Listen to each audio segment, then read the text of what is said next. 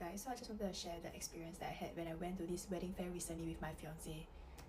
So just a disclaimer that this whole wedding fair was pretty well planned, but the only ick that I had were the Taiwanese vendors. Okay, so we went to this wedding fair on a Sunday, which was also their last day, and we went at 4 p.m. when the event was gonna close at 8 p.m. Okay, so the thing is, when we walked in, the first booth that we saw was this Taiwanese booth. So they actually directed us to their booth to like sit down to talk more about their packages and all that, and we were fine with it because we were open to like exploring different vendors.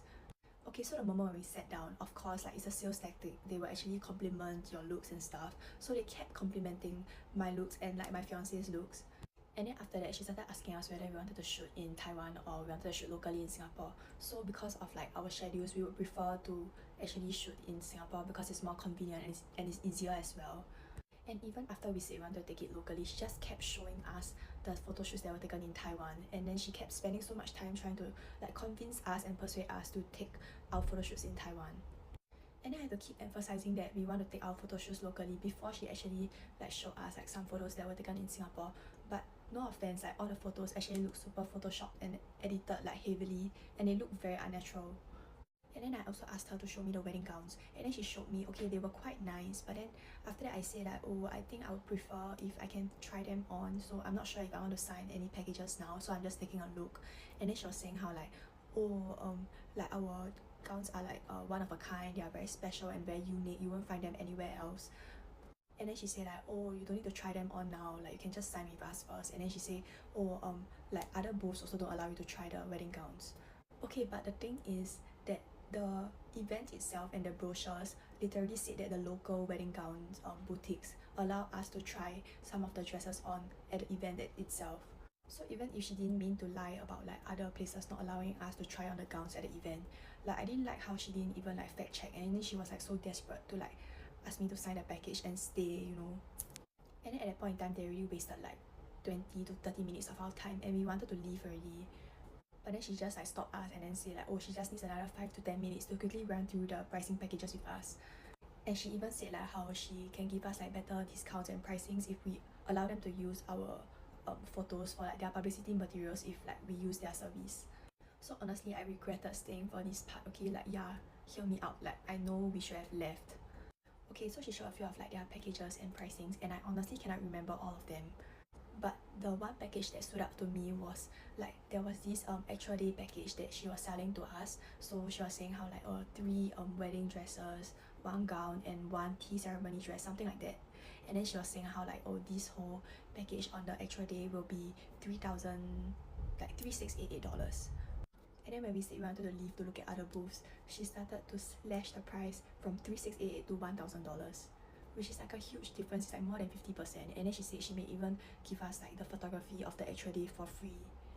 Okay, so some of you may think that, oh, it's such a good deal anyway, just take it. But then I've heard of like other horror stories like after that there were some couples that actually went for like a Taiwanese vendor, and then when they went Taiwan for the photo shoot, the wedding gowns and the suits that were in the package were like not nice at all, and then you have to top up a lot just to get like the nicer or the more like premium like dresses and suits.